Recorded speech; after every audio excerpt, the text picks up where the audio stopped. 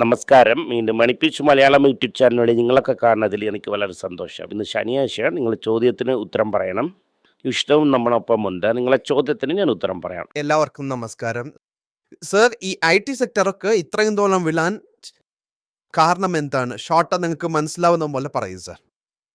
TCS, Wipro, Infosys ഒക്കെ IT കമ്പനിയല്ല.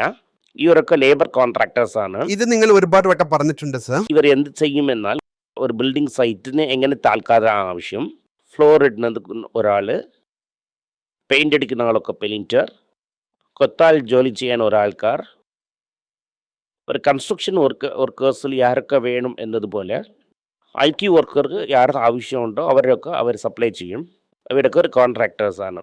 അവരെടുത്ത് നിന്ന് $10 ഇവർ വാങ്ങും, ഇവർക്ക് $2 കൊടുക്കും. $8 അവർക്ക് പ്രോഫിറ്റ് ആണ്. 20 വർഷമായിട്ട് ഇതാണ് നമ്മളെ മോഡൽ. ഇപ്പോ എന്താണ് വിളുന്നു? അതിന്റെ കാരണം എന്താണ് സർ? ഇത് ഇപ്പോൾ എന്തുകൊണ്ട് വിളുന്നു എന്നാൽ ഇപ്പോൾ ഇമ്പാക്റ്റ് വരാൻ പോകുന്നു. ഡീപ് മണ്ടറുടെ ഫൗണ്ടർ വന്നിട്ട് കക്ഷി മാറി പച്ച കളർ തുമ്പിലിരുന്ന് ഊതാ കളർ തുണ്ടിട്ടിരിക്കുന്നു. ഇപ്പോൾ ഊതാ കളർ തുണ്ടിട്ടിരിക്കുന്നവർ എന്ത് പറയുന്നു എന്നാൽ മുസ്തഫ സുലൈമാൻ എന്നാണ് അവരുടെ പേര്. ഇന്നും ഒരു 18 നിന്ന് 24 മാസത്തിൽ accountant, marketing person, lawyer, contract എഴുതുന്ന ലോയർ, ഇവരെ ജോലിയൊക്കെ പോകും. ആരൊക്കെ വൈറ്റ് കോളർ ഡെസ്ക്ടോപ്പ് ചെയ്യുന്നോ അവരെ ജോലിയൊക്കെ പോകും എന്ന് പറയുന്നു. ഇപ്പോൾ TCS 6 ലക്ഷം പേര് ഇരിക്കുന്നു എന്നാൽ അതിലിരുന്ന് 1 ലക്ഷം പേരിന് തന്നെ ജോലി ഇരിക്കും. ആ 1 ലക്ഷം പേര് വന്നിട്ട് ഹൈലി സ്കിൽഡ് ആയിരിക്കും. ആ ട്രാൻസാക്ഷനെ ആര് ഹാൻഡിൽ ചെയ്യും എന്നതാണ് ഇവിടെ ഇരിക്കുന്ന ചോദ്യം. ഈ IT സെക്ടറിൽ എല്ലാ ലെവലിലും ഹയസ്റ്റ് ലെവൽ സോഫ്റ്റ്വെയർ എഴുതുന്ന വരയ്ക്കും TCS ഇരിക്കുന്നു. TCS ഇത്രയും ദിവസം യൂസ് ചെയ്യാത്ത അഡ്വാൻറ്റേജ് ഒന്നിരിക്കുന്നു. ചന്ദ്ര യൂസ് ചെയ്തില്ല, ഇപ്പോൾ ചന്ദ്ര യൂസ് ചെയ്യും. ഇനി ഞാൻ തന്നെ എല്ലാം നോക്കിയോണം വന്നിരിക്കും. അതന്നെ സർ, ഞാൻ തന്നെ നോക്കാമെന്ന് വന്നിരിക്കുന്നു. അവരൊക്കെ വെളിയിൽ പോയി കോൺട്രാക്റ്റ് വാങ്ങി തന്നെ ജോലി അവർ പഠിക്കണം. ഇപ്പോൾ ഓട്ടോമൊബൈലിന് വെച്ചോ, പക്ഷേ ഇതൊക്കെ വരാൻ 5 വർഷം എടുക്കും. നീ ഉടനെ ഇന്ന് വരുമാ നാളെ വരുമാന്ന് വിചാരിച്ചുകൊണ്ടിരുന്നാൽ നീ ഓടിപ്പോണതാണ് നല്ലത്. അതിലെ പ്രഷർ വേദനയൊക്കെ വരും. എന്താവെന്ന് വെച്ചാൽ അവൻ്റെ അടുത്ത് ഓട്ടോമൊബൈൽ വെച്ചിരിക്കും. അവർ ഒരു ചെറിയ ഒരു അനട്ട ട്രക്കിലിടുന്ന് ഒരു 100 ടൺ ട്രക്ക് വരയ്ക്കും എല്ലാം അവൻ തന്നെ ചെയ്യുന്നു. ഇതാക്കോ ഒരു സാധാരണമായുള്ള നാനോ കാറിലിരുന്ന് JLR കാർ വരയ്ക്കും അവർ തന്നെ ചെയ്യുന്നു. ഇപ്പോൾ അതിന് എല്ലാത്തിനും IT വേണം. അവിടെ എല്ലാത്തിനും AI യൂസ് ചെയ്തുകൊണ്ടിരിക്കുന്നു. ഇപ്പോൾ IT ഓട്ടോയിൽ എന്ത് ചെയ്യുമെന്നത് ഇവർക്ക് അപ്സൈഡ് ഡൗൺ എല്ലാം അറിയാം. ഇത് എന്തുകൊണ്ട് TCSനോട് ബന്ധപ്പെടുന്നു എന്നാൽ TCS കാരണമാണ് ഇവരൊക്കെ പണത്തൊക്കെ എടുത്തിട്ട് അവർ രക്ഷപ്പെട്ടത്. TCS ഡിവിഡൻഡ് തന്നെ ഈ കമ്പനിയെ എന്നെ ശരി ചെയ്ത് രക്ഷപ്പെടുത്തിയത്. റിവേഴ്സ് എന്തുകൊണ്ടാണ് ചെയ്യാത്തത്? Okay sir, fine. ഇത് മനസ്സിലായ? Yes, got it. Thank you sir. Thank you sir. ഈ ഏറെ വിഷയം നോക്കുമ്പോൾ അപ്സ് ആൻഡ് ഡൗൺ ഇവർ ചെയ്യും. ഓക്കെ, 5 വർഷത്തിന് കാണാതെ പോയി ഇവർക്ക് എന്താണ് പ്രശ്നം? 5 കമ്പനിയുടെ ശേഷം ഏത് കമ്പനി പോയാലും ടാറ്റ ഇരിക്കുമെന്നത് ഇപ്പൊ മനസ്സിലാകുന്നു സർ. എന്ന് വെച്ചാൽ മറ്റു കമ്പനിയൊക്കെ അവർ വിലയ്ക്ക് വാങ്ങും. നിങ്ങൾ പറയണം നോക്കുമ്പോൾ ഇൻഫോസിസ്, വിപ്രോ എല്ലാത്തിനും വാങ്ങുന്നപ്പോൾ സിറ്റുവേഷൻ വരുമെന്നല്ലേ സർ തോന്നുന്നു? ബോസ് ഒരു ഇന്റർവ്യൂ ഇരിക്കുന്നു. ചാർലി റോസ് എന്ന് പറഞ്ഞ ഒരു ഇന്റർവ്യൂ ഇരിക്കുന്നു. ചാർലി റോസ് വന്ന് നാനോയെക്കുറിച്ചും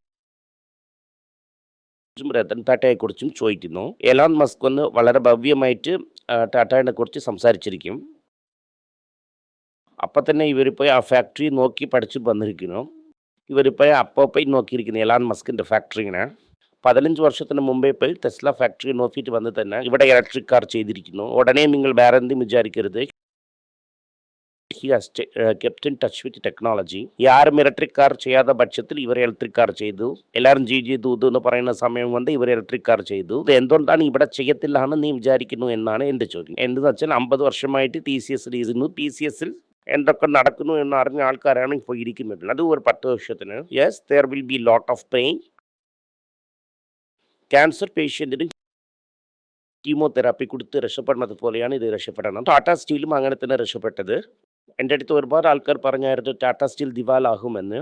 അതുപോലെ തന്നെ ഇതും രക്ഷപ്പെടുമോ സർ? തീർച്ചയായിട്ടും. സർ, ഞാൻ ചോദിക്കുന്നത് IT ഇൻഡസ്ട്രി. അതെനിക്കറിയത്തില്ല, പക്ഷേ ഈ കമ്പനി രക്ഷപ്പെടും. Okay, fine. ഇൻഫോസിസും രക്ഷപ്പെടും എനിക്ക് തോന്നുന്നു. ഓക്കെ. വിപ്രോയും ഇതുപോലെ തന്നെ, അവനും ഇതുപോലെ തന്നെ ഒരുപാട് സ്ഥലങ്ങളിൽ നെറ്റ്വർക്ക് വച്ചിരിക്കുന്നു. അവൻ്റെ ദോസ്ത്, ഗജാക്ക ദോസ്ത്, ഒരുപാട് കൊല്ലം കൊണ്ട് വിപ്രോ അവരെ ചുറ്റിക്കൊണ്ടാണ് ഇരിക്കുന്നു. So the owner has the tie-up with the owner. വിചാരിക്കുന്നത് പോലെ നാളെ കടയിൽ നിന്ന് മുടി കൊണ്ടുവരാനും പോകില്ല. Okay sir. ഇപ്പോൾ ടി സി എസിനെ കുറിച്ച് ഫുള്ളായിട്ട് എക്സ്പ്ലെയിൻ ചെയ്തു. പിന്നെ ഇൻഫോസിസും എക്സ്പ്ലെയിൻ ചെയ്തു. വിപ്രോയും പറഞ്ഞു. ഇന്നിരിക്കുന്ന സിറ്റുവേഷനായി പി റേഷ്യോ എടുത്ത് നോക്കുമ്പോൾ വിപ്രോ 17 PE ഇരിക്കുന്നു.